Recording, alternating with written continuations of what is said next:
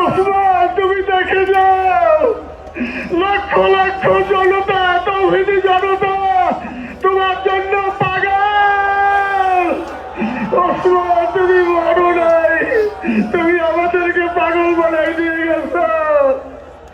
আল্লাহর কাছে আমরা সবাই দোয়া করি, আল্লাহ যেন আমার ভাই শহীদ শরীফ ওসমান হাদিকে জান্নাতুল ফিরদাউসের মেহমান হিসেবে কবুল করেন। আল্লাহ তাআলার কাছে দোয়া করছি, আয় আল্লাহ তাআলা আমরা যারা বেঁচে আছি ইমানের সাথে স্বাধীনতার সার্বভৌমত্ব রক্ষা করে তৌহিদের দ্বীপ বাংলাদেশকে যেন আমরা রক্ষা করতে পারি, সেই তৌফিক আল্লাহ তাআলা আমাদের নসিব করুন। আপনাদের সবার কাছে দোয়া চাচ্ছি। আমার মেজো ভাই ওমর ফারুক সাথে ছিল,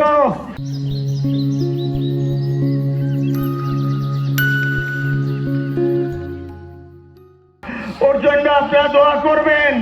আমার ছোট বোন মাসুমা অ্যাবনর্মাল হয়ে গেছে, তাকে চিকিৎসা করাচ্ছি, ডাক্তাররা বলছে অনেক বেশি সমস্যা। আমাদের পরিবারের জন্য একটু দোয়া করবেন। আমাদের আর কোনো চাওয়া পাওয়া নাই। শরীফ ওসমান হাদি তুমি বেঁচে থাকো, আমরা ওর জন্য দোয়া করি। আল্লাহ তাআলা শরীফ ওসমান হাদিকে জান্নাতের সর্বোচ্চ মাকাম নসিব করুন, আমিন। আসসালামু আলাইকুম ওয়া রাহমাতুল্লাহি ওয়া বারাকাতুহু। 18-20 কোটি মানুষের কাছে একটি মেসেজ দিয়েছিলেন কিভাবে একটি স্বাধীনতার। ওর বাচ্চা যখন জন্ম হয়েছে আমাকে বলেছেন, ভাই আমার বাচ্চার জন্য একটি নাম নির্বাচন করেন, যেই নামের মধ্যে বিপ্লবী চেতনা থাকবে। আমার সন্তানের জন্য একটি নাম নির্বাচন, দিকে তাকানো যায় না। আজকের আমার মা প্রায় পাগল হয়ে যাচ্ছে, জ্ঞান হারিয়ে ফেলছে। আমার ভাই বোন তারা পাগল হয়ে যাচ্ছে। আমার 6 ভাই বোনের মধ্যে সবচেয়ে ছোট ছিল শরীফ ওসমান হাদি। আজকের তার লাশ। শুধু একটি দাবি, 7 থেকে 8 দিন হয়ে গেল দিবালোকে প্রকাশ্যে রাজধানী ঢাকায় জুমার নামাজের পরে খুনি প্রকাশ্যে গুলি করে যদি পার পেয়ে যায়, এর চেয়ে লজ্জার আমাদের আর কিছু নাই।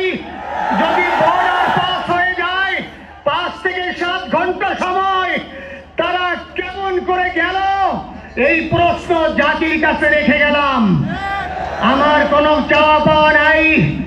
আমার ভাই ওসমান হাদি শহীদ হয়েছে, ওর শহীদি তামান্না ছিল। আপনারা বক্তব্য শুনেছেন, আপনারা শহীদ ওসমান হাদি টক শো শুনেছেন।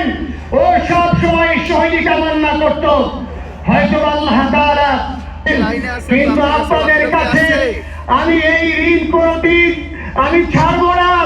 আমার ভাই শরীফ ওসমান হাদির বিচার যেন প্রকাশ্যে এই বাংলার জমিনে আমরা দেখতে পারি। ভাইরা আমার 7 দিন হলো এখনো